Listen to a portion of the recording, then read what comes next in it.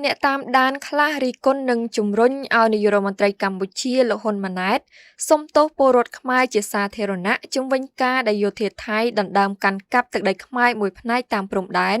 នៅក្នុងសង្គ្រាមឈ្លានពានរបស់ថៃចំនួន21ថ្ងៃមកនេះខណៈមេដឹកនាំរូបនោះបកស្រាយថាកិច្ចព្រមព្រៀងបទច្បាញ់ថ្មីនេះមិនមែនជាការកាត់ទឹកដីឲ្យថៃដើម្បីដោះដូរសន្តិភាពឬការចោះចាញ់ក្តីកិច្ចព្រមព្រៀងបទឈប់បាញ់ថ្មីបានធ្វើឡើងនៅថ្ងៃទី27ខែធ្នូឆ្នាំ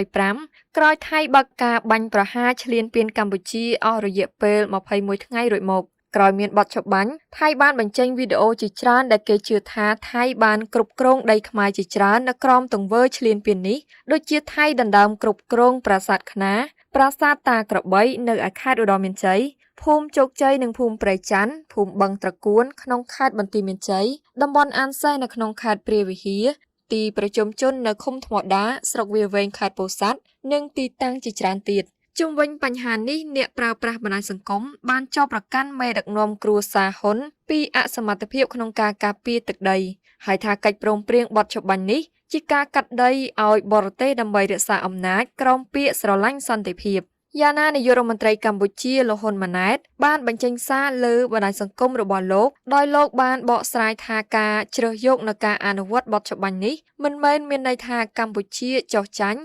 ឬសុកចិត្តយកបូរណភាពទឹកដីទៅដូរយកសន្តិភាពឡើយហើយថារឹតតែមិនមែនមានន័យថាកម្ពុជាអស់សមត្ថភាពឬបោះបង់សិទ្ធិស្វ័យការពារខ្លួននោះដែរប៉ុន្តែផ្ទុយទៅវិញការសម្រេចចិត្តនេះបង្ហាញថាកម្ពុជាបានសម្រេចប្រកាន់យកនៅមាគ៌ាសន្តិភាពនិងការតម្កល់អាយុជីវិតនិងសេចក្តីរបស់ប្រជាជនជាឯកភាពចម្បងបំផុតនិងខ្ពស់បំផុតមួយរបស់ខ្លួនបើទោះបីជាត្រូវប្រឈមមុខនឹងសម្ពាធឬការលំបាកយ៉ាងណាក៏ដោយលោកគូបញ្ជាក់ថា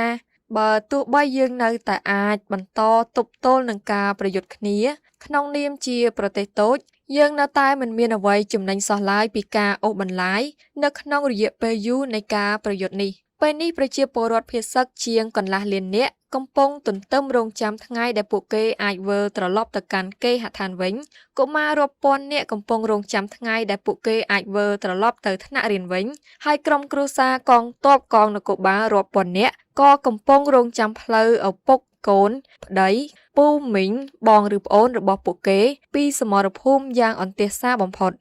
សម្រាប់លោកហ៊ុនម៉ាណែតខណៈដែលលទ្ធភាពនៃការស្វែងរកដំណោះស្រាយបញ្ហាវិវាទព្រំដែននេះដោយសន្តិវិធីនៅតែមានរដ្ឋាភិបាលអាចសម្រេចចិត្តប្រកាន់យកនៅការចរចាបញ្ចប់នៅការប្រយុទ្ធគ្នាមុនពេលវាកាន់តែរីកធំជាងនេះទៅទៀតដើម្បីកាត់បន្ថយនៃការឈឺចាប់និងទុក្ខសោករបស់បងប្អូនជនរួមជាតិជាអតិថិជនហើយក៏ដើម្បីបញ្ឈប់នៃការពលីនិងការរងរបួសរបស់បងប្អូនពលរដ្ឋកងទ័ពវីរៈនគរបាលក៏ដូចជាប្រជាពលរដ្ឋស្លូតត្រង់ដែលមកទល់ពេលនេះមានប្រជាជនស៊ីវិល32នាក់បានបាត់បង់ជីវិតនិង93នាក់បានរងរបួសជុំវិញបញ្ហានេះតំណាងរាជគណៈបកប្រឆាំងលោកអ៊ុំសំអានបានចែករំលែកវីដេអូពីទង្វើឈ្លានពានរបស់ថៃ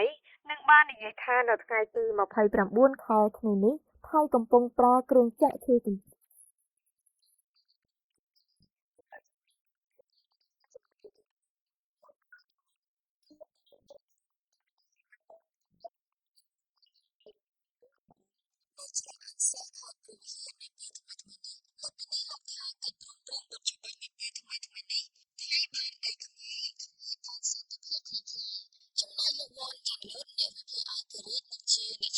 បាននិយាយថាជាជំរឿនល្អបំផុតលោកហ៊ុនម៉ាណែតគួរចេញមុខសំទោសប្រជាជាតិខ្មែរជាសាធារណៈនិងទទួលស្គាល់កំហុសរបស់ខ្លួនដែលអសមត្ថភាពមិនអាចការពារទឹកដីនិងចាញ់សង្គ្រាមលោកបញ្ជាក់ថាក្នុងនាមជាពលរដ្ឋម្នាក់លោកពិតជាគ្រប់គ្រងនឹងការចោះចាញ់នេះព្រោះមិនអាចបន្តសង្គ្រាមដែលដឹងថាខ្លួនចាញ់បែបនេះទេលោកថាតំបន់អានសេះនិងអូស្មាច់បើសត្រូវអាចវាយបែកហើយទំនងគ្មានកន្លែងណាអាចទប់បានទេ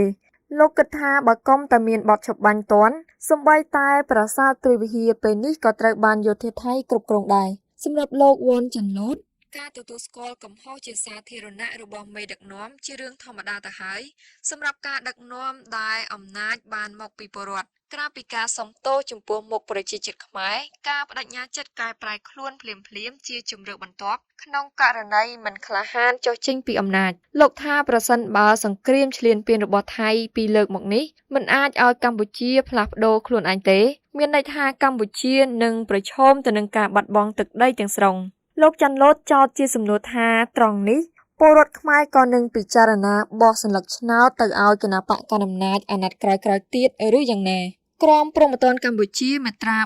440ចែងថាអំពើប្រកុលរដ្ឋបរទេសឬភ្នាក់ងារបរទេសនៅដែនដីជាតិទាំងស្រុងឬមួយផ្នែកជាអំពើក្បត់ជាតិត្រូវផ្ដន្ទាទោសដាក់ពន្ធនាគារអស់មួយជីវិត